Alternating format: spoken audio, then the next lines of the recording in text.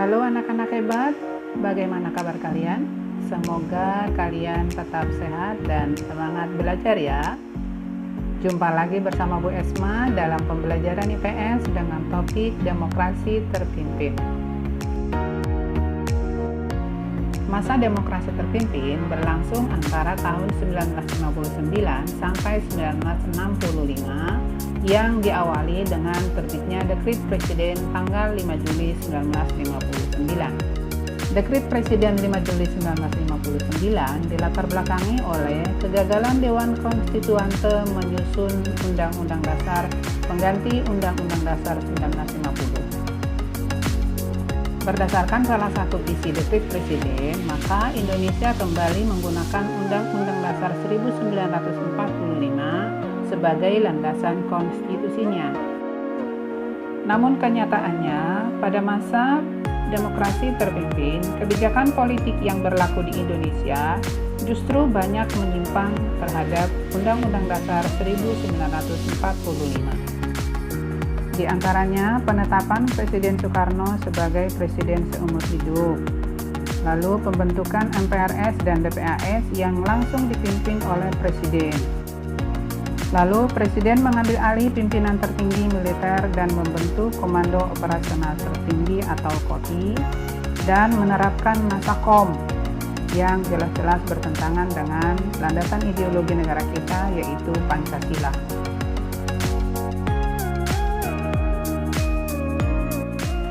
Kebijakan politik luar negeri yang menyimpang diantaranya adalah munculnya istilah Oldepo dan Nepo. Oldepo merupakan sebutan untuk negara-negara barat yang sudah mapan ekonominya yang berpaham kapitalis, sedangkan Nepo adalah sebutan untuk negara-negara baru khususnya negara nasionalis, namun anti-kolonialis dan anti-imperialis. Pada masa demokrasi terpimpin, Indonesia lebih banyak menjalin kerjasama dengan Nepo yang disebut dengan politik poros. Hal ini tentu bertentangan dengan kebijakan politik luar negeri Indonesia yang bebas dan aktif. Selain itu, Indonesia juga menjalankan politik mercusuarnya dengan menjalankan proyek-proyek besar untuk mengangkat Indonesia menjadi negara yang terkemuka di kalangan Nepo. Proyek yang memakan biaya besar tersebut diantaranya adalah pembangunan Kompleks Olahraga Senayan dan pembangunan Monumen Nasional atau Monas.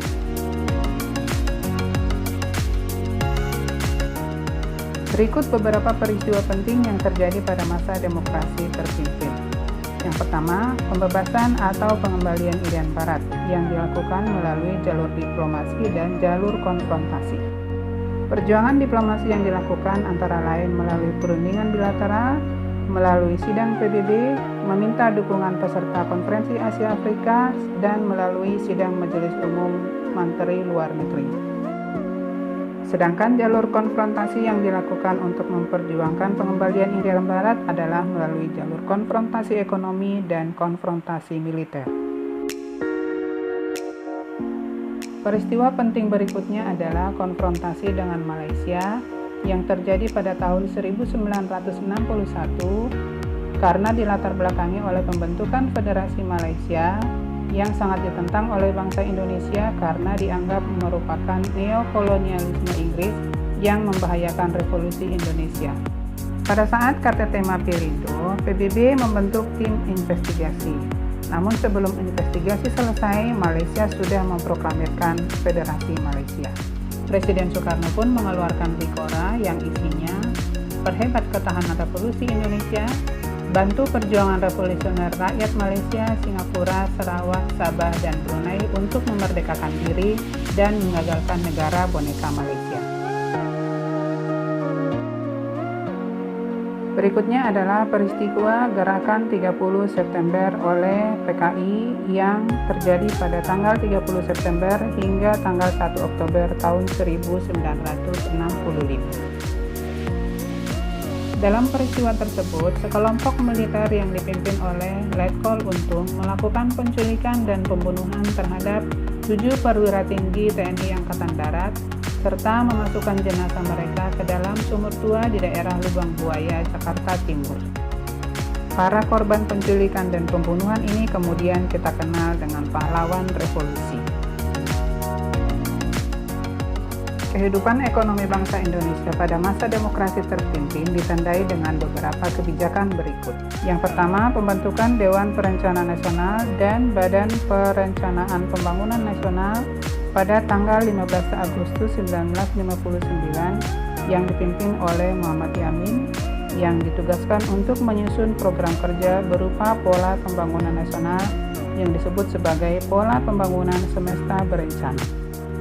Selanjutnya adalah penurunan nilai uang yang disebut dengan devaluasi, lalu melaksanakan deklarasi ekonomi, dan pembangunan proyek mercusuar. Kondisi kehidupan sosial bangsa Indonesia pada masa demokrasi terpimpin ditandai dengan yang pertama, larangan pedagang asing di luar ibu kota daerah yang terjadi akibat adanya konflik antar pedagang asing terutama Cina yang terjadi pada tahun 1960 di mana para pedagang asing dilarang berdagang di pedesaan. Yang kedua, terjadinya kerusuhan di Jakarta sebagai salah satu dampak dari konfrontasi Indonesia kepada Malaysia. Lalu terjadinya konflik antara Lekra dengan Manikebu.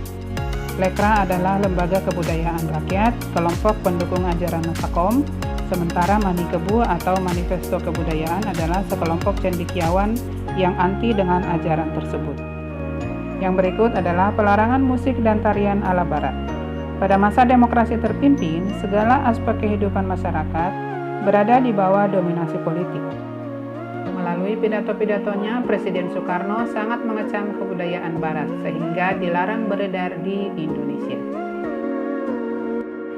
Demikianlah pembahasan kita tentang kehidupan bangsa Indonesia pada masa demokrasi terpimpin. Semoga video ini bermanfaat, menjadi salah satu sumber belajar kalian dalam mata pelajaran IPS.